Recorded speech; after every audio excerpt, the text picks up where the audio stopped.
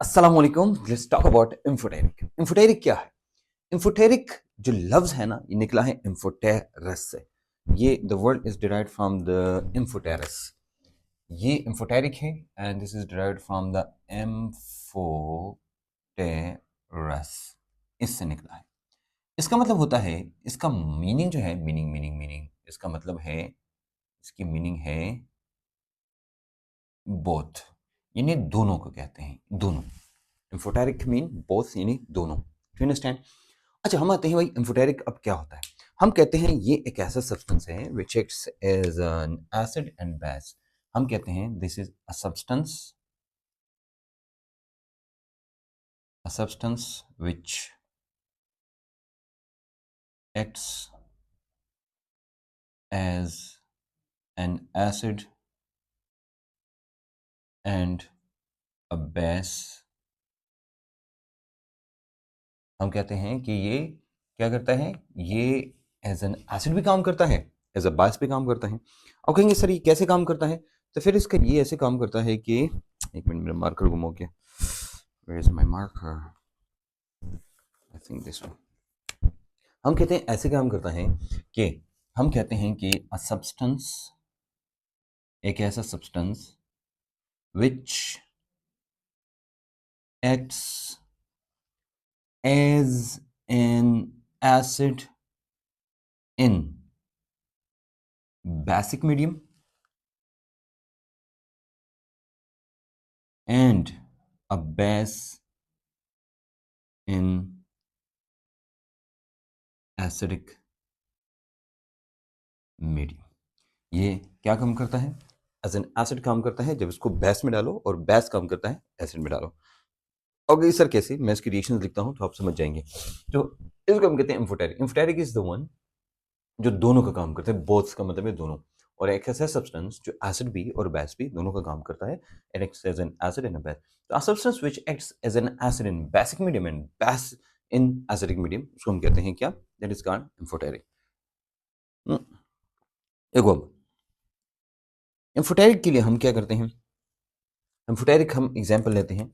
इंफोटेरिक की जो सबसे बड़ी एग्जाम्पल और सबसे मशहूर तरीन एग्जाम्पल और सबसे ज़्यादा इस्तेमाल होने वाली एग्जाम्पल है, वो एग्जाम्पल है वाटर।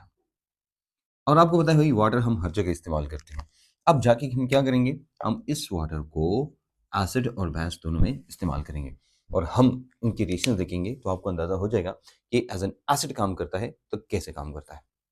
देखो, फॉर एग्जाम्पल, आप कोई लेते हैं NH3 for example. So what do you think, NH3 acid है कि बेस है? प्लस H2O मैं लूंगा। एक बात याद रखना, ये एज अ बेस काम करता है। क्या काम करता है? As a base. ये जाके कन्वर्ट हो जाएगा पानी के साथ, जब रिएक्शन करेगा तो कन्वर्ट हो जाएगा NH4 प्लस में। अब NH3 था, ये क्या था? ये NH3 था। तो NH4 प्लस में कन्वर्जन का मतलब है इसने एक हाइड्रोजन एक्सेप्ट किया। तो हम कहते हैं actually NH3 is a base because it is proton acceptor। और ये जाके जाके यहाँ पर OH दे देगा, ठीक है। बाद में NH4 OH बन जाता है, लेकिन anyways it acts as a base. और ये, तो अब क्वेश्चन ये है कि हमारा मेन कंसर्न ये है H2O। यहाँ पर H2O एज एन एसिड है। ये क्या है? As an acid. क्योंकि एसिड क्या होता है? जो प्रोटॉन डोनर होता है। एसिड क्या होता है? प्रोटॉन डोनर, उसको एसिड कहते हैं। और ये क्या है? ये बेस है because this is proton acceptor. तो NH3। अब हम आते हैं, ये तो हो गया कि ये एज एन एसिड काम करता है। एक और रिएक्शन लेते हैं जिसमें एज अ बेस काम करता है। तो फॉर एग्जाम्पल, आप क्या करते हैं? हमने HCl के साथ इसका रिएक्शन कराया, and of course it is a very strong acid. We talked about this before as well. हमने लिया भाई, मेरे पास है HCl प्लस H2O, ये देगा आपको H3O plus plus H3O plus, और जाके ये Cl माइनस रह जाएगा। तो ये जो H3O प्लस है ना, ये वाला H3O प्लस, ये बन गया। इसने क्या किया? H2O ने एक्चुअली इससे इससे प्रोटॉन लिया।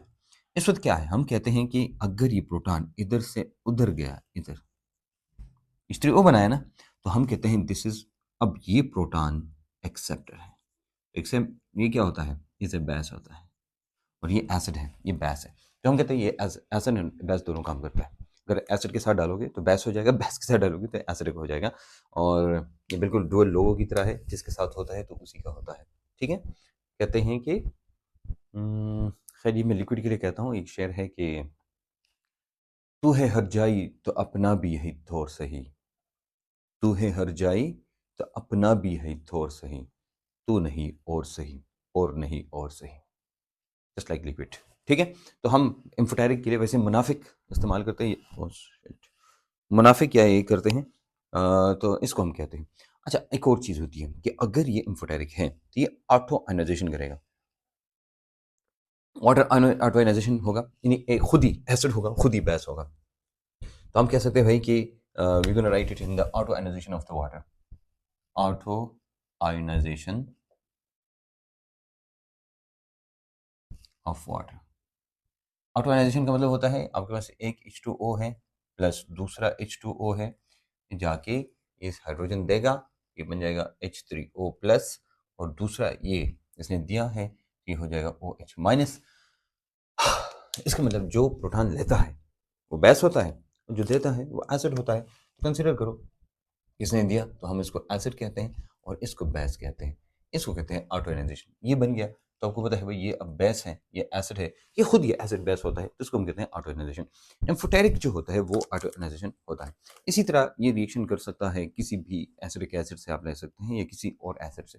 लेकिन यहाँ पर चूंकि this is start of this chapter, यहाँ पर सिर्फ इसकी इंट्रोडक्शन और इतनी चीज़ें काफ़ी है कि आपको सिर्फ समझ आए। देखो, आप कंसेप्ट ऐसे बिल्डअप करें ना, ऐसे ज़बरदस्त बिल्डअप करें कि आप वो केमिस्ट्री में कोई आपके साथ बात ना कर सके। समझ आ रही बात है? इस क्लास की एक फ़ायदा हो आपको कि ऐसी सीखी ना, कोई आपके सामने टिक ना सके। और टिकता है तो फिर इस क्लास का कोई फ़ायदा नहीं। You understand? This is what I wanted to say. So let's talk about the next. हम पढ़ेंगे द कॉन्सेप्ट्स, यानी theories of the acids and bases, और फिर हम हर एक थ्योरी को अलग-अलग एक्सप्लेन करेंगे। अल्लाह हाफ़िज़।